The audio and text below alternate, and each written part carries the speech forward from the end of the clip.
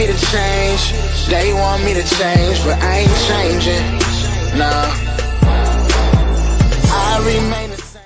And you have now tuned into another episode of Intellectually Petty Radio, brought to you by M3S3 Clothing, Men Make Moves and Suckers Stand Still, and as always, on the mighty Nerd DJs Radio Network. Y'all already know, man. I only rock with legends over here. I say it every week, and it's always fucking true. And today is absolutely no exception. Yo, we got Stellar Award winner. I'm sorry. Let me make sure I got this because the resume is so big I couldn't remember this shit. My man's has been killing the game since he was 12. He been nominated and won a Stellar Award, Grammy Award nomination, an NAACP Image Award as a musician and producer. And I'm reading off his website because I couldn't write all this shit down because I'm lazy. He's worked a lot alongside artists such as Pharoah Monch, Bobby Creekwater, Jadakiss, Dr. Dre, Jasmine Sullivan, Alchemist, Exhibit, Jay Electronica, and I'm sure Jay Electronica disappeared on him at some point. I'm just fucking with you, bro. Yo, man, welcome to the conversation, man. The incomparable Brandon Williams. How you doing, bro? I'm doing fantastic, man. How are you? I'm doing great, man.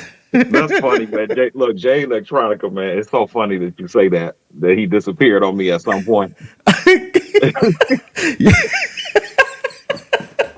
Yo, you know Oba? Look, You know look, Oba? man. Look, Jay just disappeared on me 2 weeks ago, literally. like I was on Instagram, we was chopping it up. Like he switches phone numbers every week. So I never know how to get a hold to him by phone. And, so we kick it on Instagram. He'll hit me up. We'll be on live, not on live, but, just on the video for 2 or 3 hours, kicking it, working on some music. And, he hit me a couple weeks ago, man, and sent me about 20 or 30 DMs in a row. And I reached back out to him and literally he disappeared until last week. That's what he does, man. And that's been my brother for a long time. I've been knowing him since I was like 21. So, that's my guy, man. We've been knowing each other, 20 something years. Yeah, your man is Houdini in the flesh, man. The black Houdini. Absolutely. Nigga Oba Roland was telling me how he disappeared on Big Sean multiple times. It's not that. Look, if anybody say that, I believe it. I believe it. Yeah, I believe it. What's it like, man, having just all the accolades, the talent, the drive? Like, what's that like, bro? Hey, man, I'm not sure. For me, it's just life. I just go through every day, moving how I move. The accolades are what they are, and it's cool. And people like to talk about that, and it's something that I personally really don't like to talk about. Sometimes you do have to pull the thing out and say, hey, I did this, or hey, I did that, or I work with this person, just to show people who you are, what you've done. Mm-hmm. But I don't really like to talk about that stuff a whole lot, man. It's just things that happen. The Grammy thing, it was something that happened, some years back, and I'm grateful for all of it, the Grammy thing and the Stellar and all that stuff. I'm grateful for, so I'm not discounting or really downplaying it, but, I just like to keep it moving and, and just work on whatever's next, man. Like I say, you've got a resume that's damn near unrivaled. What's your favorite thing about the conversations you're able to have? Oh, man.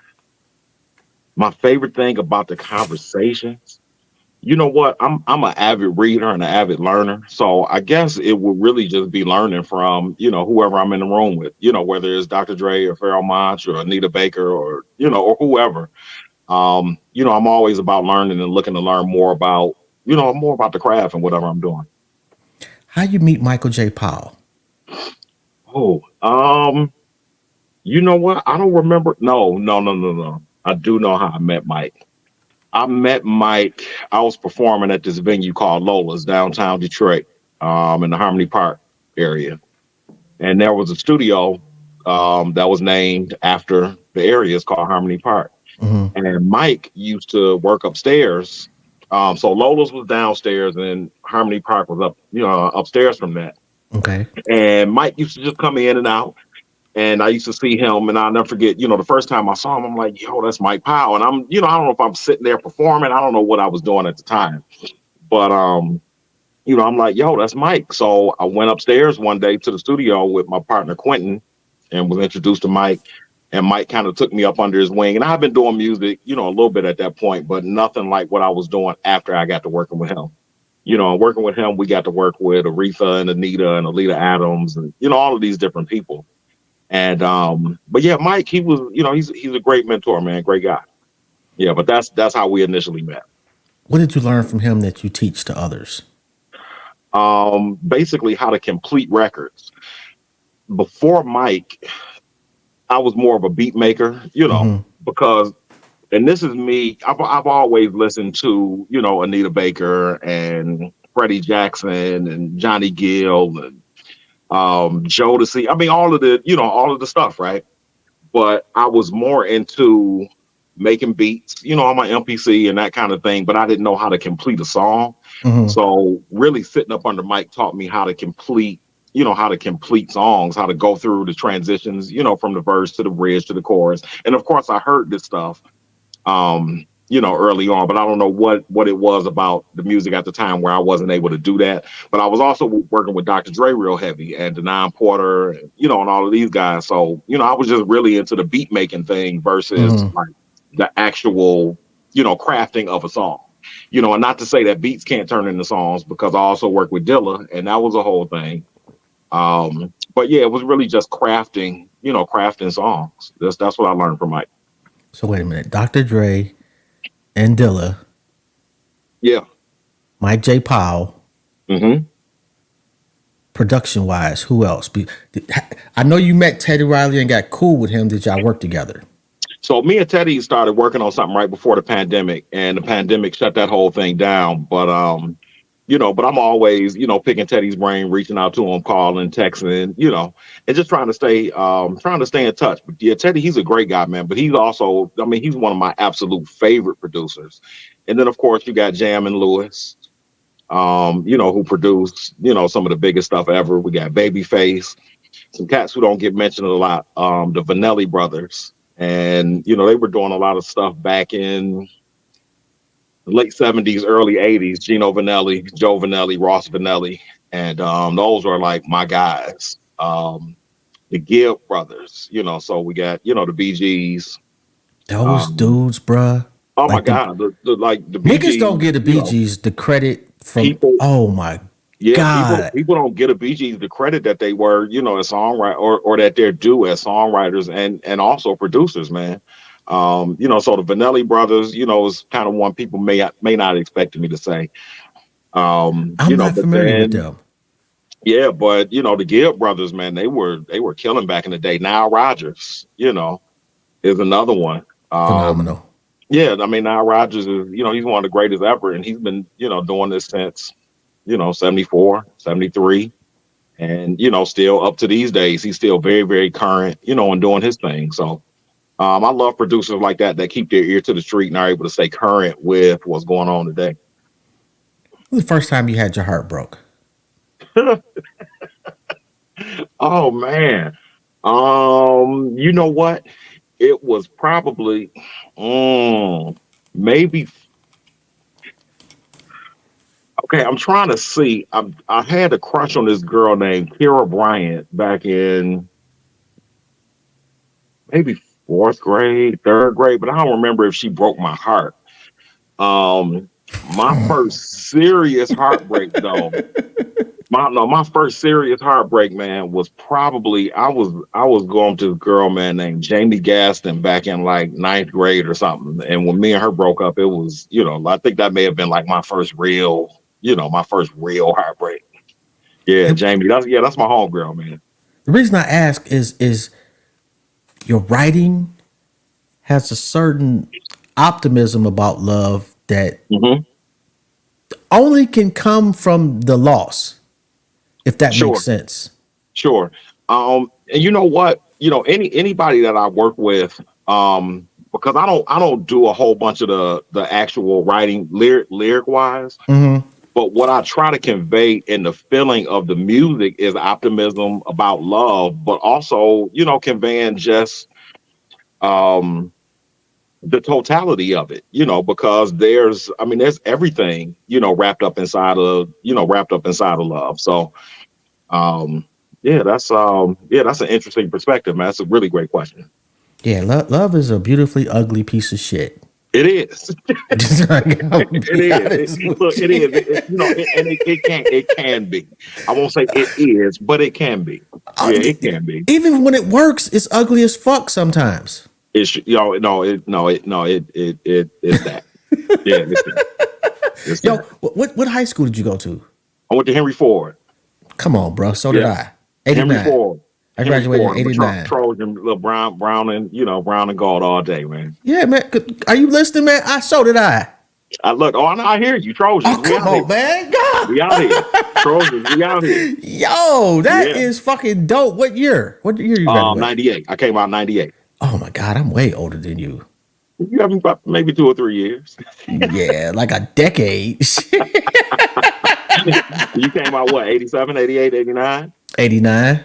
Okay, 89. So 9 years. Yeah, I think when did my brother come out? No, he came out a little after that. He went to Mackenzie. Oh, was Chicken Wing still the Miss Dr. Porter, man. Yeah. Dr. Porter. And Yeah. I think we lost Dr. Porter recently, man, within like the last year or so. Yeah, your man was stealing Yeah. from the school too, though. Yeah, I heard he was embezzling money. I did hear about that. I'm not He was surprised embezzling though. money from the school. No, I heard about it, man. Yeah, I heard about it. But yeah, no, Dr. Porter was cool, man. But yeah, he was still the principal when it was him who helped me graduate, man, because I failed band and a couple other classes my senior year. You And they weren't failed gonna let me bad. I failed band. Crazy, right? And they weren't gonna let me graduate, man. And Dr. Porter was like, look, he's done enough. Just let him go. Just let him Yeah, go. yeah. Oh goodness, I'm sorry, man. So my phone just turned It's on. all good, man. Yo, the Love Factor. The Love Factor, the 2 albums ago. Is that a perfect album for you? No, I mean I don't know about perfect. I listened back to it. I recorded that album in 2018 and 2019. Released it in 2019, and I don't know if I would say it's perfect, but when I listen to it, which is rare, but I do go back to reference things, and I don't hear anything that I would change about it. So I guess it would be perfect in my eyes. I don't really don't hear anything I would change. It's a beautiful album, bro. Thank you, man. It really is a beautiful album. Thank you, man. And I got to shout out my manager for because she put me up on you. Okay. I started going down a rabbit hole, and it was the same thing with Dilla for me. Okay. Oh yeah. Like Yeah. I didn't know how great Dilla was. Oh man, he's one of the best ever. Literally one of the best ever. What's a good Dilla story? I can't tell some of them stories. You done told old girl whole government name, but you can't tell it. I can't tell some of them stories, man. I'm not mad No, at that. some of them stories I cannot tell, but I will tell this one. I tell this one often. I'll never forget, man. We were building Dilla's studio at his house in Clinton Township, Mm. and this is probably 2002 ish, 2000, yeah, maybe 2001, 2002. He had just got to deal with MCA. Okay. He came to Guitar Center and he brought this $100,000 check and talked to me and my man Johnny and said, "Hey, man, this is I need y'all to give me everything that I need, for the new studio at the house." So while we were constructing his studio, he used to give me beat CDs all the time. Mm-hmm. So we would get to Dilla's house probably about 7 or 8 in the morning, and we would leave probably around 6 or 7 in the evening. So we would work, maybe close to 12 hours. Mm-hmm. And Dilla will be working when we got there, and he will be working when we left. And like I said, we would leave at 7 p.m. When we would get back at 7 a.m. the next day, Dilla would still be in the basement. It was the craziest thing that he was still working, after everybody done went to sleep. I don't know if he went to sleep or not. I mean, I'm sure he did at some point. But But that's all leading into the story. So we used to go upstairs, and Dilla had this drawer where he used to keep his blunts. Mm-hmm. Dilla smoked weed, all the time, and I wasn't like a weed smoker back then, but I wanted to be cool because I'm hanging around Dilla. So if he's smoking, then I'm gonna smoke. And I'll never forget, man. He told me to go get a blunt out the drawer. We smoking, and I'm guessing maybe 20 minutes or so later, I go back to the drawer, and there's another blunt in its place, and they were literally like in this drawer, single file. And his refrigerator was like the same way. Like I would go get a Coke, or he used to keep Pellegrino in the refrigerator. And if you take one, literally 10 minutes later, there was another one in this place turned. They were all turned the same way. Pepsi's, Sprite, everything literally turned the same way, man. It was crazy. But if you listen to Dilla's music, like his music was the same way. It was, it was exactly like that. Like everything was so calculated. And not only calculated, everything was very intentional. And that's the one thing that I took away from from studying up under Dilla was whatever you're doing, especially musically, just be intentional with what you're doing. So but yeah, that's a crazy / funny Dilla story. So when they study your music 50, 100 years, what do you want them to get from your style? Oh man, that's a heavy question. The same thing. I guess it would be passing the lesson on of intentionality. Intentionality and integrity in the music. That's what I'm really about, is just making sure that the music sounds as good as it can, feels as good as it can, which is my thing. I'm a feeling guy. But yeah, just have integrity and be intentional with music.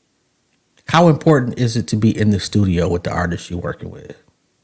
That's what I absolutely enjoy. And it doesn't happen a lot these days. Like I come from the era where, we were actually in the studio with the artists. When I was working with Alchemist and I would be in the studio with Dre and we were working with Pharoah Monch and Anita, like we would actually be in the room. And of course, you know how things are, people can just send stuff on WeTransfer or Dropbox and do that. And not that you can't create great records that way, because most of my records have been made like that. I'll send my stuff over to my partner Simon in Germany, and he'll do his thing. And but some people I feel need to be produced, so I really like to be in the studio, with these people, producing them, and just feeling the energy, of the artists. I think it's still super important to be in the studio with the artists and actually produce records, together. Or actually write songs together instead of, okay, I'll do 3 or 4 tracks and send them to you and then you write to them. Let's just do it all together, because now we can bounce ideas off of each other, just the energy in the room. I think all of that stuff is still really important. Best chemistry you have with somebody in music? No, absolutely. Absolutely. And sometimes the chemistry is not there, but, but you at least figure out if you had chemistry with somebody if you're with them. Okay, but who would you say you have the best chemistry with? Me and Alex Isley have made great records together, and we've never been in the same room together, but Alex just understands. She understands me musically and I understand her. We're both cut, from the same cloth. Of course, her dad is Ernie Isley from the Isley Brothers and her uncle was Ron. My music is, influenced by them. And me and Alex Isley have made some really, really great records together. Then me and Joe Paray, who's actually here in the city. And Brian McKnight Jr. is one of my absolute favorites to work with, man. Me and him got great musical chemistry. I had the honor of interviewing him too. Okay. Yeah. Brian's great, man. Very interesting interview. Okay. A good, very you guys remind me of each other. I can see that. Yeah. Brian's he's super intelligent, man. Yeah, he's highly intelligent. I mean, very smart dude. Oh my God, he's an amazing singer. He's better than what most people even understand. Like people heard him on the Lover Suite. And some people reached back out to me because when we did In Love on the Love Factor, some people liked it, some people didn't. But I'll never forget, man, a couple people reached out to me on this new album. They was like, we had no idea Brian Jr. could sing like that. And I said, but this is why I work with him, because he's incredible, you know. And we But yeah, they talked was about like, his man, name I too. got to give it up to him. And I'm like, yeah, you do. We talked about his name too, and Hmm. for me, I think that prevents a lot of his success. I mean, it could, yeah, it could, given who his dad is, Yeah, it's Brian McKnight. yeah, Um, and Brian McKnight is Brian McKnight, and then you hear Junior. And you got other people like that, in the industry, who have at least the last name. We got Nat Cole and Natalie Cole. yeah. Natalie had some great success. But yeah, it could be. Yeah, it could be preventing him, a little bit. Yeah. But Brian, Brian's star is really rising, man. I'm loving, seeing everything that he's doing. And Brian's pen, oh my God. Yeah, like Brian can do anything, man. He can write anything.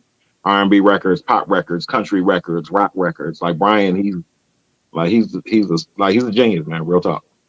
Is there a genre you haven't tackled yet that you're looking forward to? No.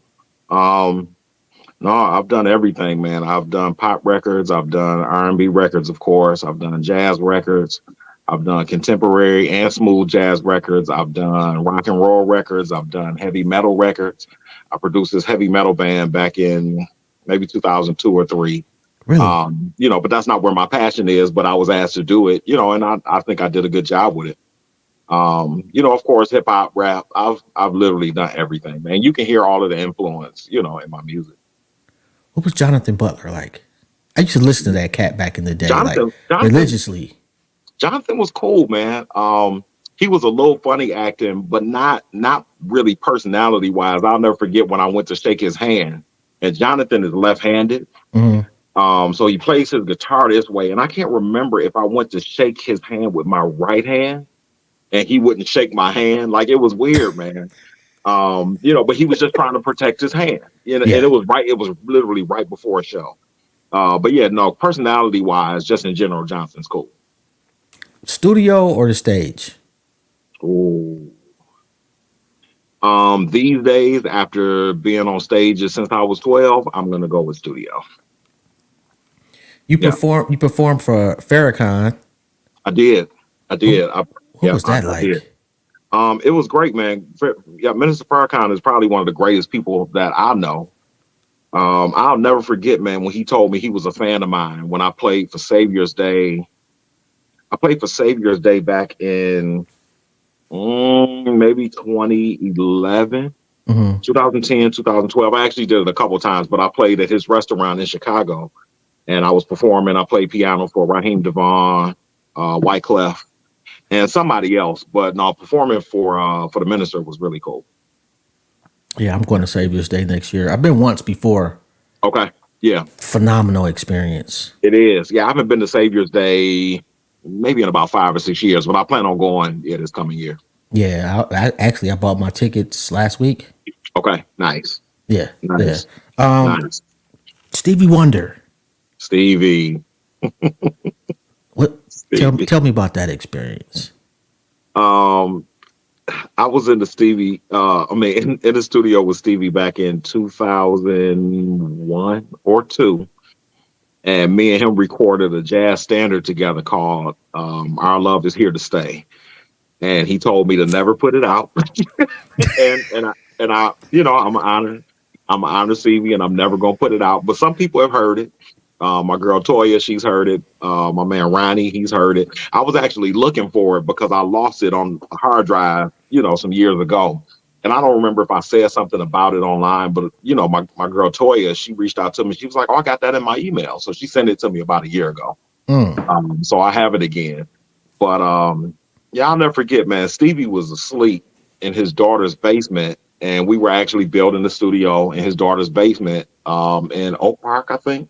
I think we were in Oak Park. Hmm. And we walked downstairs, and Stevie, my best friend Johnny, the craziest thing was Stevie was asleep upstairs. Me and Johnny were downstairs, and when Stevie came down the stairs, he literally called out Johnny's name and hadn't seen us yet and didn't know we were there. Like, it was the craziest thing. So I don't know if he smelled them. It was, but I know senses are heightened when you're blind, or I'm assuming that. That's what the studies show. But yeah, that was crazy. But no, working with Stevie just that one time was really cool, man. Yeah, I'm not gonna say who, but somebody told me that he lying. He can see. I mean, he may be able to see, man. I know a lot of people, they say, can see like outlines of Yeah, stuff, yeah. and that kind of thing. So I don't know, if he's like blind in totality, but yeah, I'm not sure. But what I do know is that he's made some of the most incredible music ever, and he's one of the silliest guys I've ever met, man. Yeah, Stevie, he's a goofball, man. Okay, I give you a blank check. You can make an album with anybody you want. Who you got? I'll give you 3 writers, 3 other producers, and 3 artists. Oh, okay. Blank check. I can get in the studio with 3 writers, 3 producers, 3 artists. Okay. The 3 writers that I'm going to go with would be Babyface, Mm-hmm. Harold Lilly Jr., and, oh man, it's a tough one, and probably Jonte Austin. That dude's ridiculous. Yeah, Jonte. Those are my 3 writers. Okay. Produce. I don't know if this is 1 or 2, but I'm going in with Jimmy Jam and Terry Lewis. That's 1. Okay, that's 1. As a team, Jimmy Jam, Terry Lewis. I'm going in with Quincy. Okay. And I'm going in with Gino Vanelli. I'm not familiar with him. You know his music when you hear it. Okay. Yeah, look him up. You know his music. Okay. And then 3 artists. There's nobody on the planet that like have name that I would really want to work with that I haven't already. Yeah, that's a tough one because it's not a whole bunch of people. Like most of the people, They don't have to be living, bro. yeah. Okay. I'm gonna give you one on that. You know what? Barry White. Oh. I'm going Barry White. Barry White. I'm going Marvin because it's Marvin. How can you not? And I'm going Tina Turner. Interesting. Tina Turner. Why Turner her? could do Tina. She could do anything. She could do anything, and I would love to take Tina in a different direction. You know what I mean? Yeah. Yeah, in a different direction. Tina Turner was incredible, man. Like people don't even really understand how dope she really was. But I remember when I first heard Private Dancer when I was 4 years old. My mom had that tape, and I begged my mother. I'm like, no, you have to buy me this tape. And she got me my own copy of that tape, and I listened to Private Dancer on repeat all the time. And it was a song on there called 1984.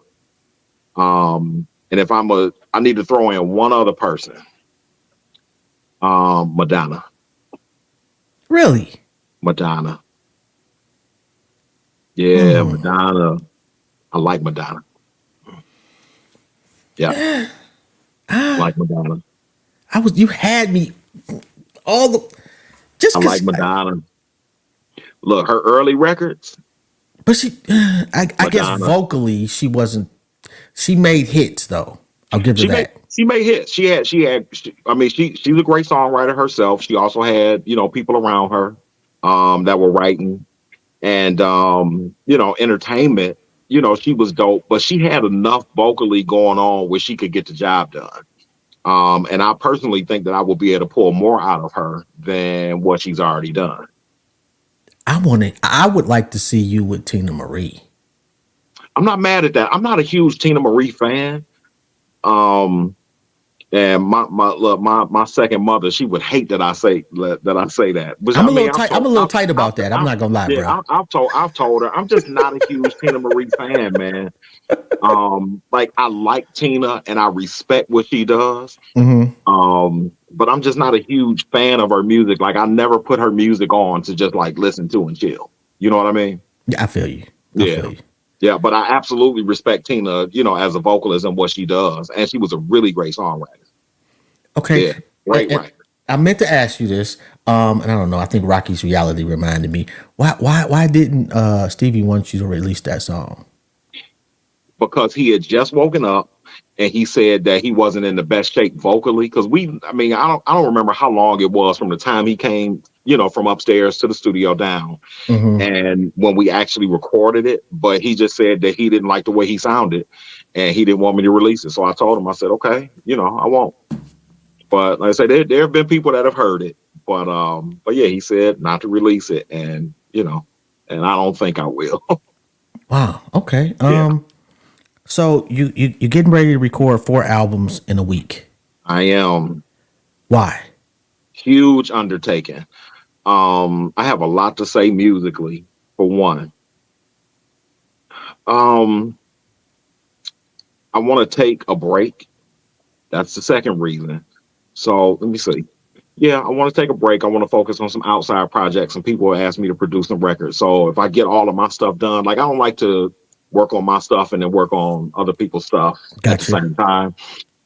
When I'm focused on my records, I'm just super locked in on my record. So if I get all of this music done, then I'm able to focus on, some other people's stuff. But yeah, I just have a lot to say musically, man. I got some really interesting concepts for these records, and me and my team, me and Matt, Rufus, Tony, whoever else I call in, Quentin, we all going in next week and we gonna knock this stuff down, man. I'm writing charts, Matt's writing charts, Rufus is in LA writing charts, and we're gonna go in, read this stuff down, and literally lay the beds, for all of the music, and then, of course we'll call in, vocalists, and Hmm. that'll come, maybe the next 6 months or so. But I'm hoping that within the next 6 months, each album will be like totally done. Okay. And do you have like a construction formula that you use? I don't. Yeah, I Okay. don't. Yeah, music just kind of starts where it starts. If it starts sitting right here, if it starts in the bathroom or outside, and I put it together, however I put it together, it could start with drums, it could start with this, with guitar. I don't have any set thing, that I start with and construct from. Your Yeah, favorite song that it's you've no done? template. Favorite song that I've done, Hmm. The Lover's Suite. This new one. Yeah, this new one, 29 minutes and 12 seconds of absolute beauty. And I'm not saying that, because it's mine, but I'm a fan of everybody who's on that record. Matt Cuson, Brian Jr., Joe, Robert Glasper, Taylor Ikes, my man Sasha is on guitar, Jarius is doing some background vocals. It's, to me, it's perfect. Yeah, that's my favorite, The Lover's Suite. Worst song you've done? Um, hmm, You got I no have shit no, that you listen to and you just like, oh, that's cringe. How'd I I make have this? like on my actual albums. Hmm. Oh I no got no no no. no no no no! Not on your albums because I don't, Oh, if you thought it was oh, just cringe, I in don't think. general. Oh man, Yeah. I have no idea. Something on this hard drive is terrible. you know, like, and it's nothing in recent years. Like it may be something that I did 10 years ago that I'm just not, I wasn't feeling, but I've grown to a point where, like personally, I don't think that I can make a bad song. I think once you reach a certain level, um, that's like saying that Quincy Jones can make a bad song or Stevie can make a bad song.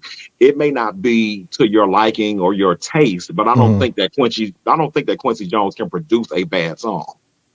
Okay. You know what I mean? He's reached a level. It's like it's not going to be bad.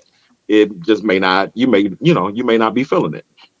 Stevie Wonder cannot write a bad song. Like it just may not be your thing. George Clinton. I just feel like when you reach a certain point, you can't do anything bad. Um, yeah, I don't know. That's just kind of how I feel. At But what I don't at know. what point Yeah. did you get in your pocket then?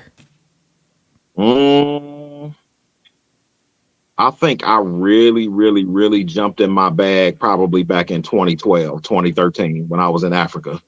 Mm. I was in Africa working with J Electronica, and I think at that point is when when I kind of made a decision to like focus on the producer side. Mm-hmm. I had already been doing some productions and working with some people, and I had done stuff, working with and and all of these different people. But I think I jumped in my bag when I decided to do my own thing and make my own records.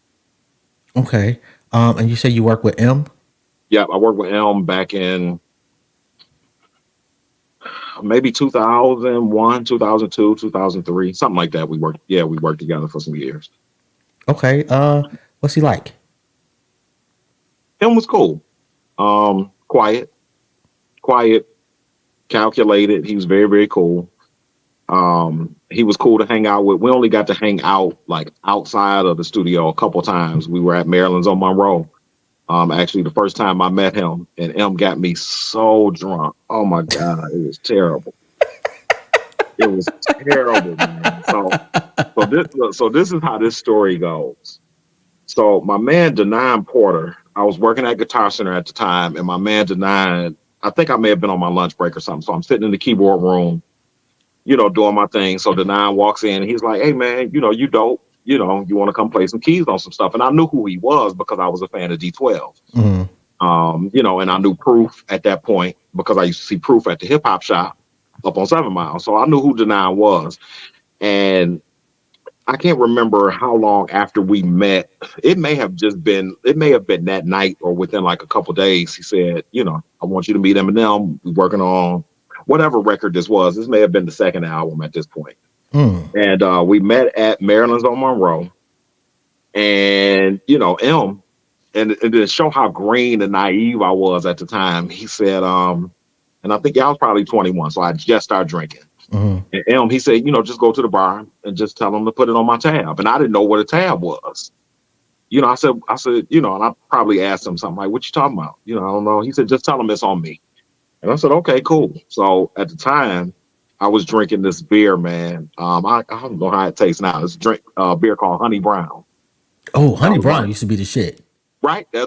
Honey Brown was it. But, especially like early 2000s, Honey Brown was it. That was it. Yes. That was the move. So I was drinking Honey Brown, real heavy at the time. So they had Honey Brown there. And I think I probably had, and again, this is me at 21 years old, hanging out with M and Denine Porter. And I'm like, oh, it's all on him. Yeah. I'm about to go for it. I'm going for it. So, I got a Honey Brown, get up, go get another Honey Brown, get up, go get another Honey Brown. And I'm like, okay, let me switch it on over. Got a couple Long Islands. Oh, a couple? A couple Long Islands. Oh. Top shelf. Oh. And then me and my mom, when I would drink with her, like her drink was Fuzzy Naples at the time. So I'm like, all right, man, let me switch it up again. I'm gonna go and get this Fuzzy Naple and let me get me another one. And then, okay, let me switch it back. Let me get me another Long Island. And I'm closing out with Honey Browns. Dude, I was so messed up. So I'll never forget, man. We all walked outside. M got in some like black truck or something. And me and Denine were standing in the parking lot. And he looked at me. He was like, "Man, you good?" I said, "Yeah, I'm cool." So I got in my Ford Escort GT that I got from Mail Fire. So you already know what time it is. That nigga, he should have flew and picked you up because I know you was done. Man, dude. Yeah, the Mail Fire cars with the joint, because they'll cut your joint off if you don't make your $87 payment. Oh my God. They will shut your car off. They shut my car off a number of times back then. Where I ended up stranded somewhere and I literally walked to Mail Fire to make payments, man. It was terrible. Oh man, look, Mail Fire was terrible. But if you just made your payment, you was fine. You was all right. But anyway, man, so dig this. So Denine asked me, he was like, "Man, you good?" I said, "Yeah, I'm straight." So I jump on the Lodge Freeway because I was living in Oak Park at the time. Jump on the Lodge Freeway, and I'm like, okay, I'm messed up. So I let the windows down, and and I had a sunroof because this is GT, so the back is the hatch. So I let the windows down. I opened the sunroof. I don't remember how I got home, but what I do know, I was living in Oak Park in a duplex, and we used to go in the back door. So you would pull in between the houses and park your car in the back. My mother, so when the door at the back, you would go up a step into the kitchen, like into the house. Right. And then if you open the door and go down, you were right at the basement. So there was a landing right here. Right. My mother woke me up at 7:30 in the morning on the landing. Look, door in the back, Wide open. wide open. I didn't make it down to my room.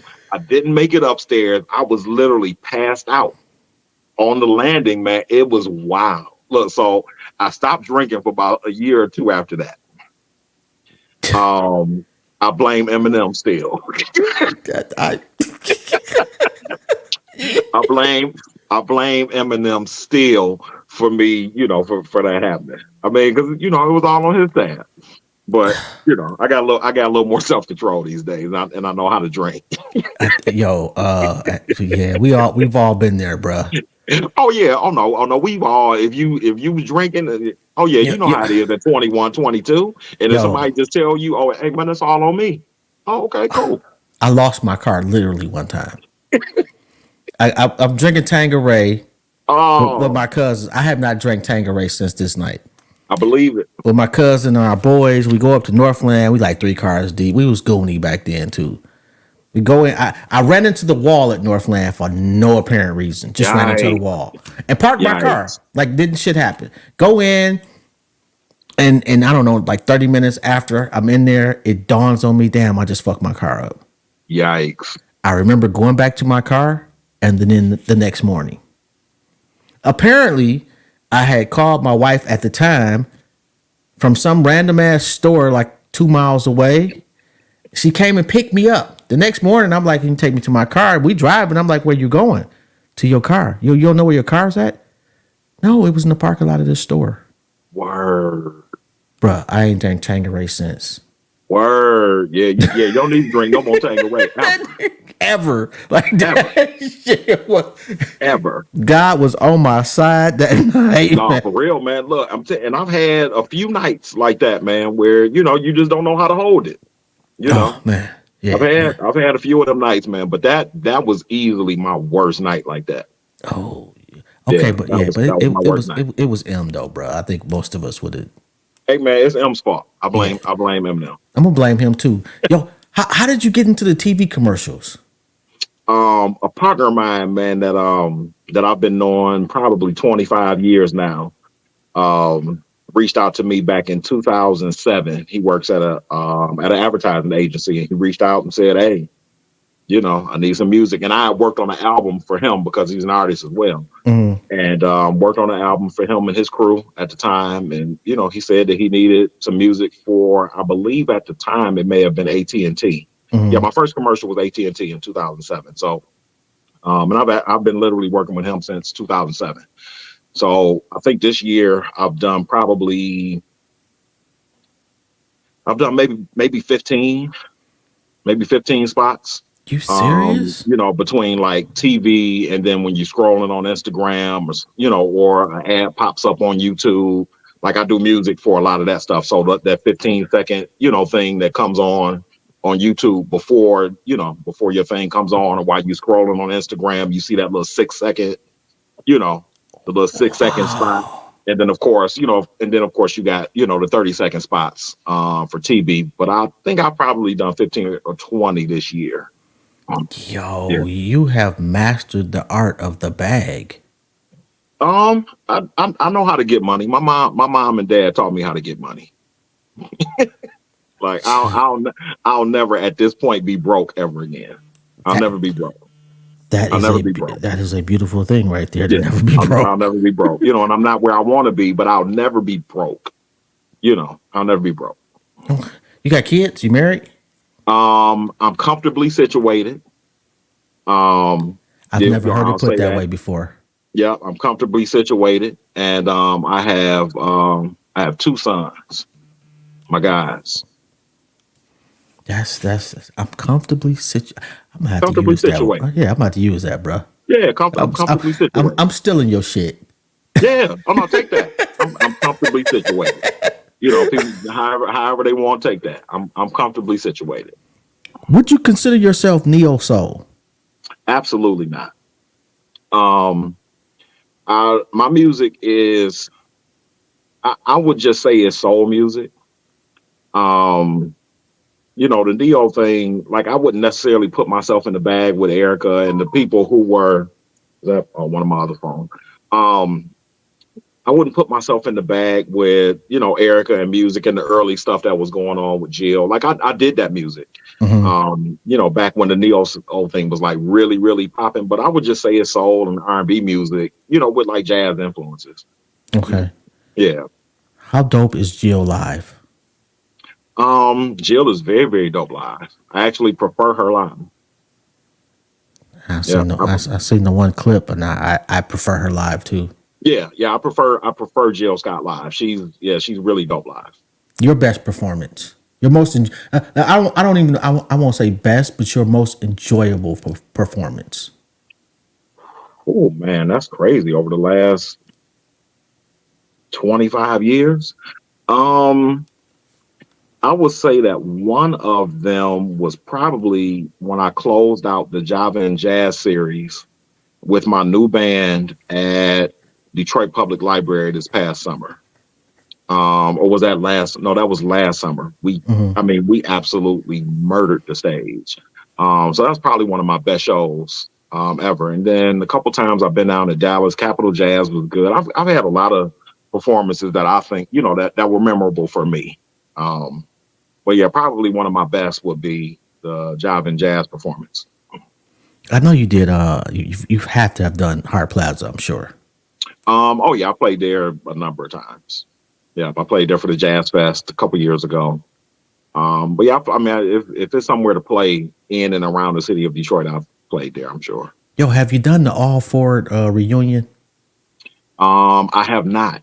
I have not. Like every time they do it, I'm always working because I'm usually booked pretty far out. And I know they do, yeah, the all years thing, but I'm always working. Yeah, Yeah, like man. I didn't get to the one. What was it? The 20? How long have I been out of school? 25 years. I think it was 25 years this year, Hmm. and I wasn't able to go because I was already working and couldn't take off. And I didn't even go to the class reunion. The class reunion was it 10 years? They actually all came to me. Yeah, they all came to me when I was performing at Lola's, and that was a good time. I've never been to one of my. I didn't give a shit. Like No, I feel I you. loved high school. I Yeah, just don't love them niggas now. yeah, and I'm not mad at that. I didn't have a whole bunch of friends in high school. I had a couple. And I enjoy seeing people from high school when I keep in touch, with people on Facebook. But I think the way that the world works now with Facebook and Instagram and all that, we see each other so often It's online. enough. Yeah, I'm cool. I'm cool with that. Yeah, Other than like your people. If you got like your best friend from high school, you know what I mean, or something yeah, like that. yeah, But yeah, I'm cool seeing people online. yeah. And let me take that back because niggas be. It's not that I don't love people. Yeah, It just yeah. What he just said, but yeah. I'm sorry. I didn't mean to hurt your feelings. Like it's not like I don't feel it's necessary. Yeah, man. Yeah, I don't feel it's necessary. And then it's got to be difficult to trust people's motives after Sure. you've been so successful. Yeah, yeah. And I don't really think about that a whole lot, but I guess because I tend to stay to myself. Hmm. And I got, my small circle of people who I call my friends. And if I see people out, I see people out, but I don't really let too many people like in my circle. Um, but yeah, I'm not really a person at these days, I guess because my job is to be out. If I'm not in the studio, my job is to be out. So I don't Hmm. really like to be out like that. Robert Glasper, what's he My like? God. He Oh my seems to be God. He seems to be like the world knows him but doesn't know Yeah. him. Yeah. And it's crazy, man, that as many people know him, there are still many who don't. And it's weird to say this because now I believe Rob is a 5-time Grammy Award winner. Um, and I think he was just nominated for another 2. So, he'll probably win. But it's crazy that his star even is still rising. It's weird to say that. But like people in music know, but then some people they just don't know who he is. But I'm really glad or really happy for him and the moves that he's making, with the soundtracks. I know he just finished up the thing for Luther Vandross. He just finished up doing, the soundtrack, or he scored the documentary for Luther. And he's doing TV shows here. He's got his records, and I don't expect everybody to know who he is or who I am, or once you reach a certain level, then of course people know who you are. Once you Beyonce, or, like that level. But yeah, Rob, no, he's a great guy, man. He's probably the funniest dude I know. Yeah, he's a comedian, man, for real. Did you say a Luther documentary? Luther documentary will be premiere at Sundance Film Festival, I believe, in the spring, and Glasper scored the music for it. Wow, that's big. Yeah. Speaking of Luther, me and Glasper did a conversation on here about 2 or 3 weeks ago, and I asked him about that. Asked if he had a chance to kick it with Marcus Miller. Marcus is another cat, man. Marcus, doing films and bass, and I was able to work with Marcus on my second album. He's on the Love Factor. Yeah, but Marcus is the guy, like all of the stuff, that people love from Luther, man. Marcus is playing bass and producing all of those records. Him and Nat Adderley Jr. Yo, I'd like to steal your phone for about 2 minutes. Oh man, I know, right? Like your shit's got to be crazy, bro. Yeah, it's a lot of like, and it's crazy because I look at other people's phones. Like I would love to look at Glasper's phone. Oh yeah, his shit is probably you know what I mean? You know whose phone I would love to, fuck the comedian. Oh, why can I not remember this nigga name? Dave Chappelle. Chappelle, yeah. Like Dave Chappelle's phone is his phone, yeah. Oh no, his phone, Quincy's phone. Just Quincy, just give me your phone for about 10 minutes. And I just want to do this. I don't want to take nobody's number. Just let me just kind of just do like that. You know who probably had the biggest contact list in the history of entertainment? Who you thinking? Clarence Avant. Oh my God. He more than Quincy. Yeah. Clarence. Like beyond. Yeah. Like I don't think there's probably never going to be duplicated. No. His phone had all the numbers. Yeah. Oh my God. Look, Clarence could call anybody. That dude was. The Godfather, man, he could call anybody, and everybody, reveres Clarence Avant, man. He's the guy that made a lot of the stuff move. Is there a Clarence Avant for this generation? I don't think so. Yeah, I don't think so. I don't think anybody is in the industry that has that much power and that much reach that's able to make stuff move the way that Clarence made stuff move. Like he, all of the politicians, musicians, athletes, like everybody knew who Clarence was. That's some crazy shit. Yeah. Yeah, you're right, Rita. Clive Davis his bag is pretty deep too. Oh no, Clive, Quincy, like all them dudes. I'm sure they phones is, but not like Clarence. Do you still get nervous calling somebody? No. Oh, I get nervous, man. No, I don't get nervous. I can't remember the last time I was like nervous to like talk to somebody or walk up to somebody and say hi. I guess just because I've met so many people now, and have been, at the parties and this and that, and people are just people. So, I still get nervous. I was telling my story today about how I met Teddy Riley, and I was terrified to go talk to him, man. And now I can call Teddy on the phone, and this is my guy. But 10 years ago, terrified to talk to Teddy. But yeah, I can't remember the last time I was like nervous to like talk to somebody. Yo, man. Yeah, so before the show, Rita hits me up. It's like, you got to ask good questions. Hey man, you got good questions. Shit made me nervous as fuck. Scared.